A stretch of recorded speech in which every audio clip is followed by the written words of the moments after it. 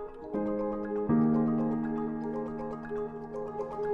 нас в целом компания Salon Finance за 5 лет выпуска корпоративной облигации показала, что именно спрос на корпоративную облигацию всегда был высок именно по корпоративным облигациям Salon Finance. И выпуская именно привилегированные акции, это когда вот следующим этапом, да, выходом на IPO, тем более во время пандемии, многие компании, скажем так, заморозили выпуск ценных бумаг в виде корпоративных облигаций, акций, да, для размещения. Следовательно, на рынке чувствуется большой спрос именно на ценные бумаги, да, куда инвесторы могли бы инвестировать, потому что у нас инвесторы, уже есть достаточно опытные инвесторы, да, среди населения, розничные инвесторы, они всегда диверсифицируют свои инвестиции.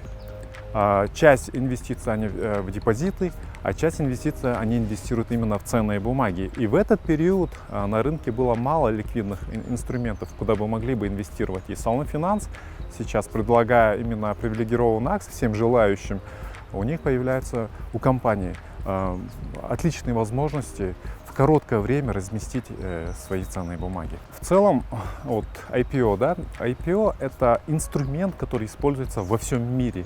То есть без данного инструмента, то есть без выхода на фондовый рынок привлекать капитал для расширения компании, для конкуренции, да, компании, это необходимый инструмент. И Salon Finance, воспользуясь этим инструментом, тем самым он упрочняет свой бизнес в своем секторе. Фондовый рынок представляет отличные возможности. Пожалуйста, вы можете выпустить корпоративные облигации и выйти, привлечь инвестиции, а если вы хотите выйти на IPO, как Salon Finance, то еще больше, потому что у вас долговые обязательства не то что уменьшается, у вас просто долговых обязательств нет, когда вы выпускаете акции, потому что вы привлекаете те деньги, которые не надо возвращать, эти деньги, которые вы можете направлять на долгосрочные перспективы.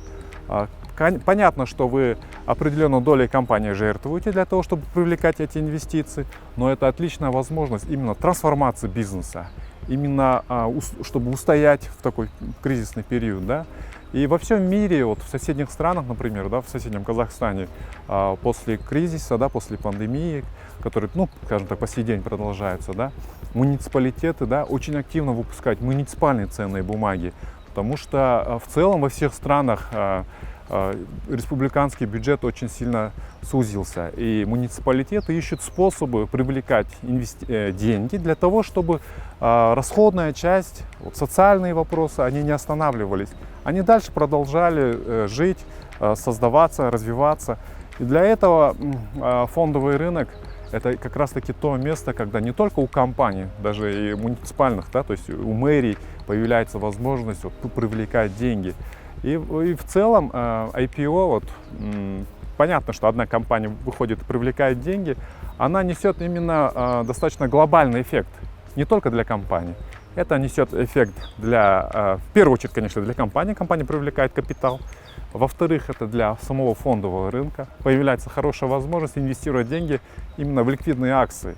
И в-третьих, появляется в целом, мы показываем, да, вот в целом, да, Кыргызстан показывает, что мы развиваемся в правильном направлении. Именно по рыночной экономике предлагаем рыночные инструменты для того, чтобы развивать компании.